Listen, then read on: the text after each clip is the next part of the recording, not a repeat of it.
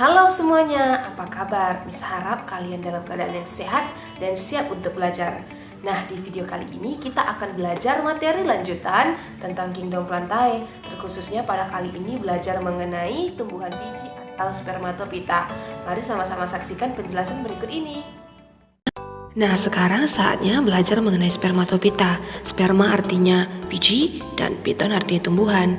Artinya tumbuhan berbiji atau kelompok tumbuhan yang menghasilkan biji. Selanjutnya, mari belajar ciri-ciri spermatopita. Tergolong kormopita karena dapat dibedakan dengan jelas bagian akar, batang, dan daun. Memiliki jaringan pembuluh angkut berupa floem dan xilem pada akar, batang, maupun daun seperti pada gambar berikut ini. Alat perkembangbiakan generatif berupa strobilus pada Gymnospermae atau bunga pada Angiospermae.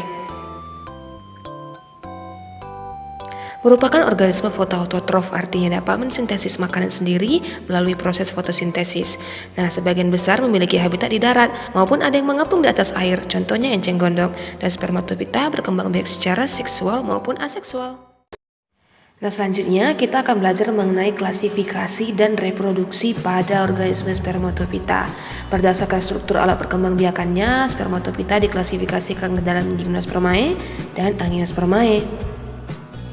Gymnospermae berasal dari bahasa Yunani. Gymnos artinya telanjang dan spermae artinya biji. Nah, kenapa ya Gymnospermae dikatakan biji terbuka atau biji telanjang? Ini semua ada alasannya, teman-teman. Ini dikarenakan biji yang dihasilkan pada tumbuhan kelompok Gymnospermae terdapat pada permukaan sisik atau runjungnya. Seperti pada gambar berikut ini. Nah, sehingga biji ini akan tampak terbuka dan bisa kita lihat secara langsung dengan jelas.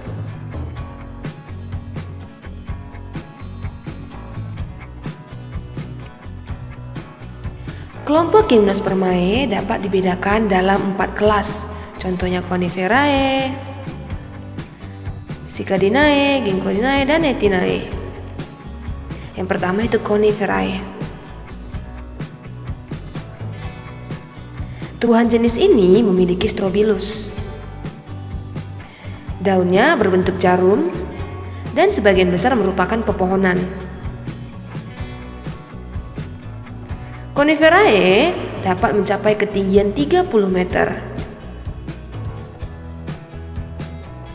Dan Coniferae merupakan organisme berumah satu, di mana artinya individu jantan atau alat reproduksi jantan dan alat reproduksi betina yaitu bunga berada pada satu organisme yang sama. Nah, Coniferae berkembang biak dengan menggunakan runjung, seperti pada gambar berikut ini. Runjung atau strobilus jantannya berukuran lebih kecil dibandingkan strobilus betinanya yang berukuran lebih besar dibanding strobilus jantan. Nah, untuk contohnya sendiri yaitu seperti pinus dan juga pohon damar. Cycadinae. Cycadinae merupakan tumbuhan berkayu, ada yang tidak bercabang atau bahkan ada yang sedikit cabangnya. Cycadinae memiliki daun lebar dan tipis, memiliki strobilus, dan sama seperti Coniferae, Cycadinae juga berumah satu, yang artinya alat reproduksi jantan dan alat reproduksi betina ada pada satu organisme yang sama, dan juga berkembang biak dengan menggunakan runjung. Untuk contohnya sendiri yaitu adalah pakis haji. Selanjutnya Ginkgodinae. Ginkgodinae merupakan organisme berumah dua. Artinya apa? Artinya reproduksi jantan dan alat reproduksi betinanya ada di organisme atau tanaman yang berbeda. Ginkgodinae mencapai ketinggian 30 meter. Dan penyerbukan dibantu oleh angin.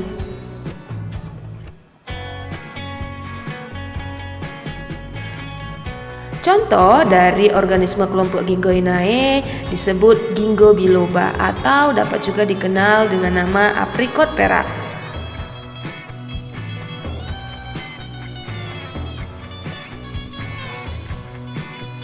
Selanjutnya adalah Netinae. Netinae merupakan tumbuhan kayu bercabang, di mana Netinae biasanya hidup di daerah yang tropis, contohnya seperti di Indonesia.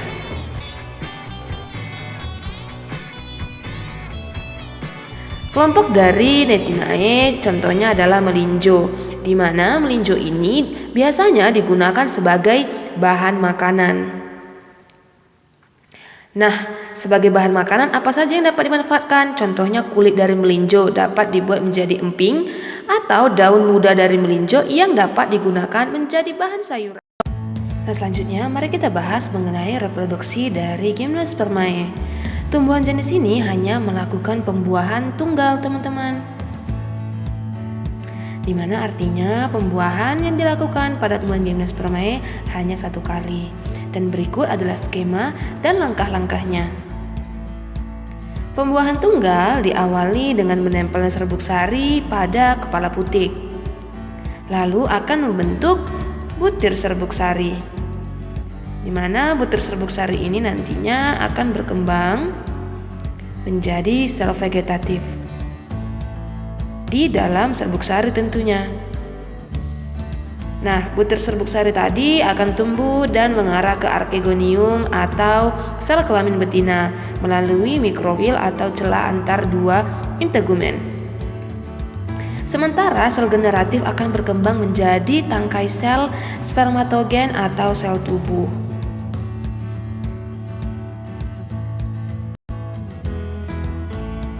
Nah, di mana nantinya spermatogen ini akan membelah menjadi dua ukuran, yaitu ada ukurannya yang besar dan juga ada ukurannya yang kecil.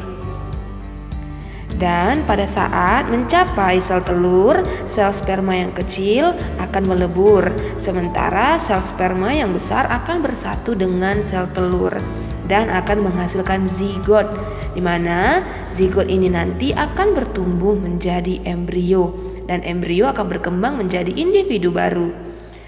Itu dia tadi sistem reproduksi pada Gymnospermae. Yang selanjutnya mari bahas mengenai Angiospermae. Nah, Angiospermae ini juga berasal dari bahasa Yunani, di mana angios artinya tertutup dan spermae artinya biji. Artinya Angiospermae merupakan tumbuhan berbiji tertutup. Tapi kenapa ya disebut tumbuhan berbiji tertutup? Nah, itu karena bakal bijinya ditutupi oleh bakal buah seperti gambar berikut.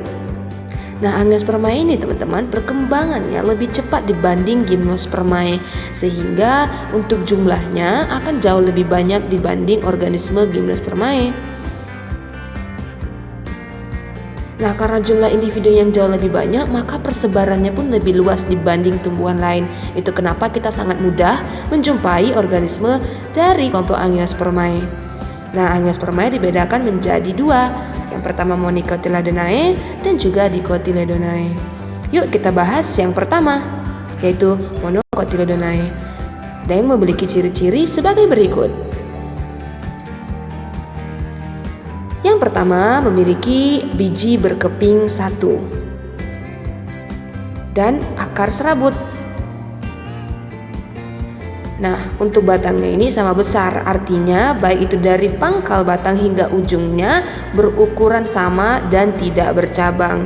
Nah, untuk akar dan batang dari kelompok ini tidak berkambium. Nah, untuk contoh pada tanaman Monocotyledonae dapat kita jumpai dengan mudah pada beberapa tanaman. Contohnya seperti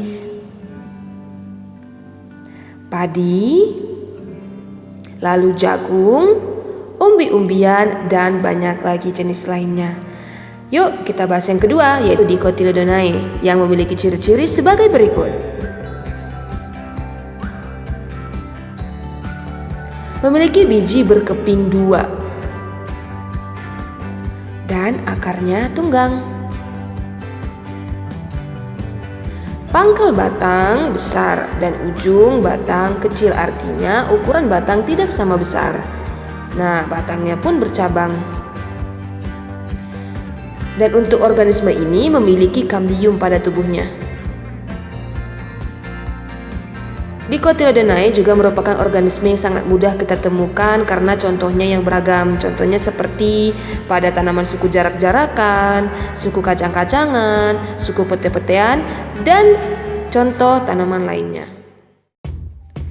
Nah, saatnya kini kita akan membahas mengenai sistem reproduksi pada tanaman Angiospermae. Pada Angiospermae, sistem reproduksinya disebut sebagai pembuahan ganda. Mengapa? Ini karena pada pembuahan ganda nantinya akan menghasilkan dua hal. Yang pertama menghasilkan embrio, lalu akan menghasilkan putik lembaga. Nah, berikut ini kita sama-sama saksikan skema dan juga penjelasan dari proses pembuahan ganda pada tanaman Angiospermae. Setelah serbuk sari jatuh ke kepala putik, kemudian serbuk sari nantinya akan berkecambah membentuk bulu sari. Nah, bulu sari ini akan tumbuh dan menuju bakal biji. Inti sel serbuk sari di sini akan membelah nantinya menjadi dua, yaitu pertama disebut inti vegetatif yang ukurannya besar, sementara yang ukurannya lebih kecil nantinya akan berkembang menjadi inti generatif. Nah, inti generatif ini sendiri nantinya akan membelah lagi menjadi dua, yaitu inti generatif pertama dan inti generatif kedua. Lalu, di dalam bakal biji, nukleus juga akan membelah menjadi 4 sel baru, di mana 3 di antara sel tersebut akan mereduksi. Dan 1 sel nantinya akan tumbuh menjadi calon inti kandung lembaga primer. Lalu calon inti ini nantinya akan membelah menjadi 2 lagi, yang masing-masing menuju kutub yang berlawanan. Calon yang pertama nantinya dia akan menuju ke kalaza. Sementara calon yang lainnya nantinya akan menuju mikrofil. Nah, setelah keduanya sampai di kutub masing-masing, mereka akan kembali membelah yang masing-masing menghasilkan 4 inti baru, sehingga totalnya akan terbentuk 8 inti. 3 inti yang mendekat ke kalaza akan saling mendekat dan membentuk antipoda, sementara yang satu lainnya akan bergerak ke tengah. Nah, untuk inti yang mendekati mikrofil nantinya akan membelah menjadi 4 bagian, di mana 3 inti yang berdekatan, yang di tengah itu disebut sebagai ovum, sementara 2 lainnya disebut sebagai sinergit, dan inti lain yang satu laginya bergerak ke tengah. Nah, 2 inti yang bergerak ke tengah ini akan bersatu membentuk inti kandung lembaga sekunder yang bersifat diploid. Kemudian spermatozoid yang pertama ini akan membuahi ovum dan menghasilkan zigot, sementara spermatozoid yang lainnya akan membuahi inti kandung lembaga sekunder dan membentuk endosperma yang bersifat triploid. Nantinya zigot akan berkembang menjadi individu baru dan lahirlah tanaman yang baru bersifat Angiospermae. Nah, itu dia video penjelasan mengenai materi Kingdom Plantae. Jangan sampai lupa ya materinya. Baiklah, sekian video kali ini dan sampai jumpa di video selanjutnya.